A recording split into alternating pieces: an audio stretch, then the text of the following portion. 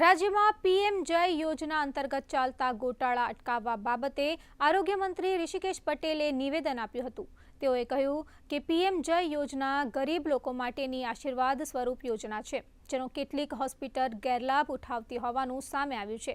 આ સમગ્ર મામલે તપાસ માટે એસઓપી બનાવવાની કાર્યવાહી આખરી તબક્કામાં છે।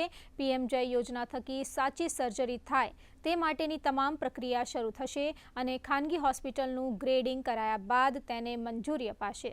પીએમજેવાય યોજના એમાં વધુમાં વધુ એમાં સાચી સર્જરીઓ થાય અને એ દિશામાં ક્યાંક આપણને લાગ્યું છે ક્યાંક લેકિંગ છે, કોઈ એનો ગેરફાયદો લઈ જાય છે, તો એના ઉપર આપણે એને ત્યાં રોકવાનો પ્રયત્ન કરીએ એ પ્રકારની એસઓપી સાથે જે પણ કોઈ હોસ્પિટલો જિલ્લા વાઇઝ છે અને ખાસ કરી મહાનગરપાલિકાઓમાં પણ જે હોસ્પિટલો છે એમાં ગ્રેડિંગ કરી અને એના આધારે આપણે એસેસમેન્ટ કરી શક્ય હોય એટલી સારી હોસ્પિટલ એમ્પેનલ્ડ થાય જિલ્લા વાઇઝ એનો પ્રયત્ન આપણે કરવાના છીએ।